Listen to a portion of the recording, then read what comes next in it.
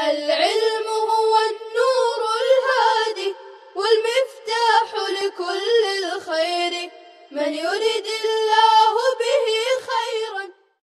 بسم اللہ الرحمن الرحیم.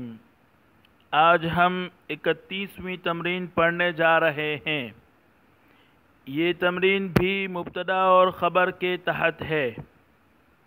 گزشتہ کل کی تمرین میں مبتدا لکھے ہوئے تھے اور خبروں کے لیے جگہیں خالی چھوڑی گئی تھی، جبکہ آج کی تمرین میں خبر لکھی ہوئی ہے اور مبتدا کے لیے جگہیں خالی چھوڑی گئی ہیں. ان خالی جگہوں میں ہمیں مناسب مبتدا لگانا ہے. مناسب کا مطلب یہ ہے کہ اگر خبر واحد ہے تو مبتدا بھی واحد لگانا ہے، اور خبر تثنیہ یا جمع ہے تو ہمیں مبتدا بھی تثنیہ یا جمع لگانا ہوگا.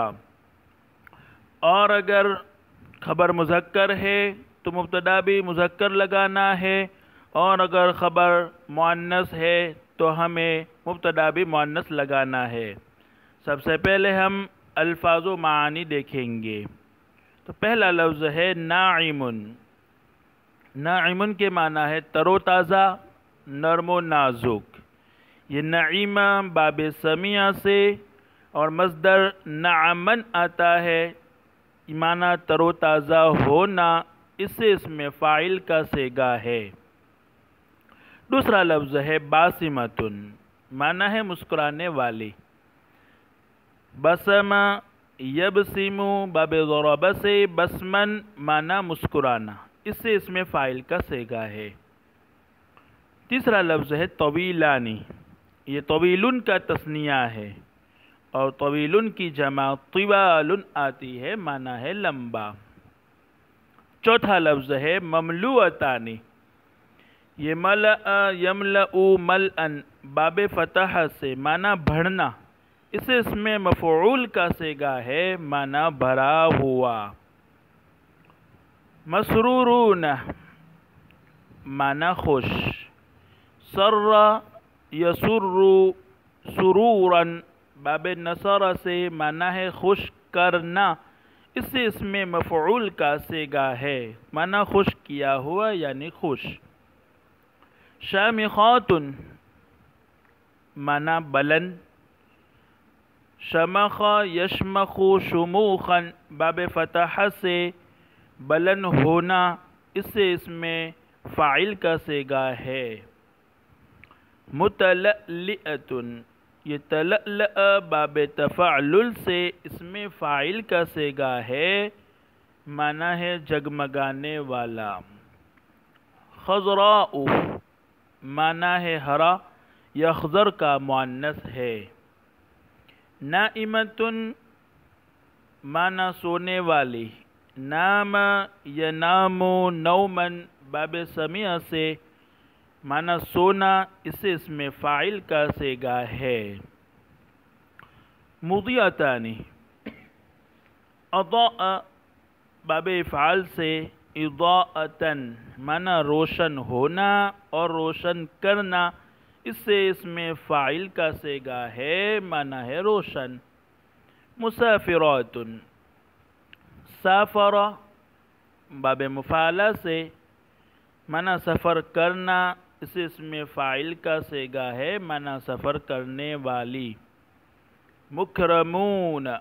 اکرم باب افعال سے اکرامن معنی اکرام کرنا. اس سے اس میں مفعول کا صیغہ ہے، معنی ہے معزز، اکرام کیا ہوا یعنی معزز.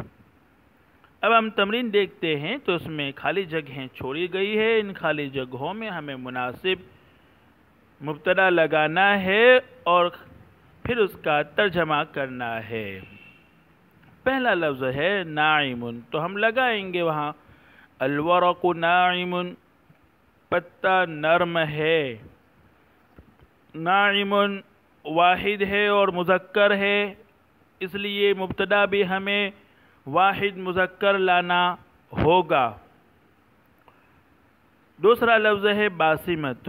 تو ہم لگائیں گے البنتو باسمتن، لڑکی مسکرا رہی ہے.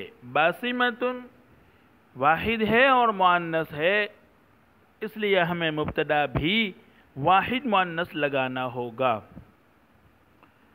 تیسرا لفظ ہے طویلانی. چونکہ یہ تثنیہ ہے اور مذکر ہے، اس لیے ہمیں مبتدا بھی تثنیہ مذکر لانا ہوگا. تو ہم نے لگایا الرجلان طویلانی، دونوں آدمی لمبے ہیں. الرجلان کی جگہ پر دوسرا بھی کوئی لفظ لگا سکتے ہیں. چوتھا لفظ ہے مملوءتانی. تثنیہ ہے، مؤنث ہے، اس لیے ہمیں مبتدا بھی تثنیہ لگانا ہوگا اور مؤنث لگانا پڑے گا. تو ہم نے لگایا الدواتانی.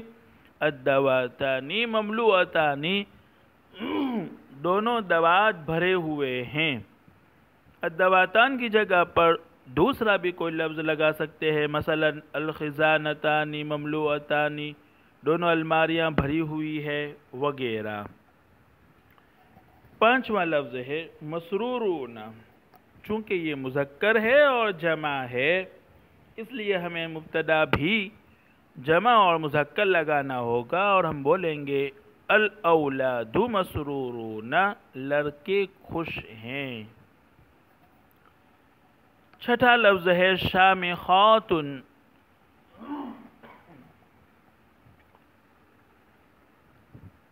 مؤنث ہے اور جمع ہے، اور ہم نے پڑھا ہے کہ غیر ذوی العقول کی جمع جب مبتدا بنے تو اس کی خبر اکثر واحد مؤنث لاتے ہیں، لیکن کبھی کبھی جمع مؤنث بھی لے آتے ہیں. تو یہاں شامخات جمع مؤنث لائے ہیں، اس لیے ہمیں مبتدا جمع لانا ہوگا جو غیر ذوی العقول کی ہو. یعنی غیر ذوی العقول کی جمع ہے تو ہم لائے الجبال. اب بولیں گے الجبال شامخات، پہاڑ اونچے ہیں.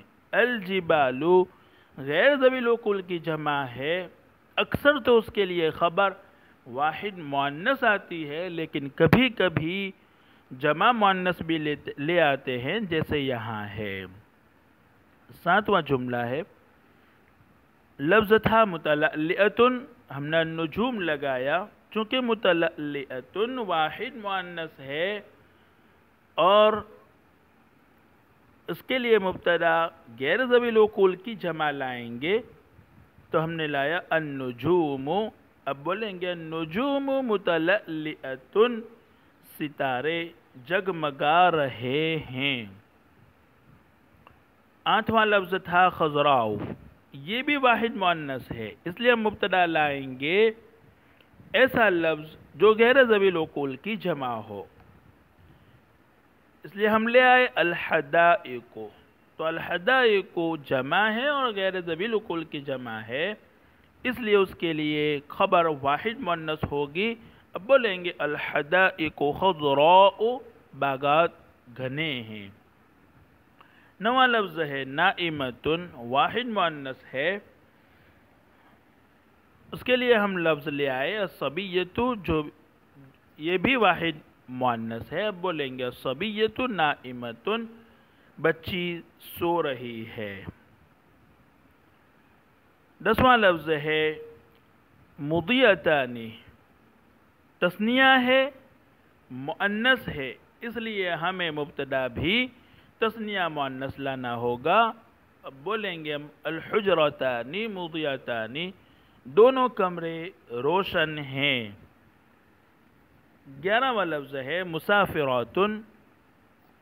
جمع ہے اور مؤنث ہے، اس کے لیے ہم مبتدا بھی جمع مؤنث لائیں گے اور بولیں گے البنات مسافرات، لڑکیاں سفر کر رہی ہیں.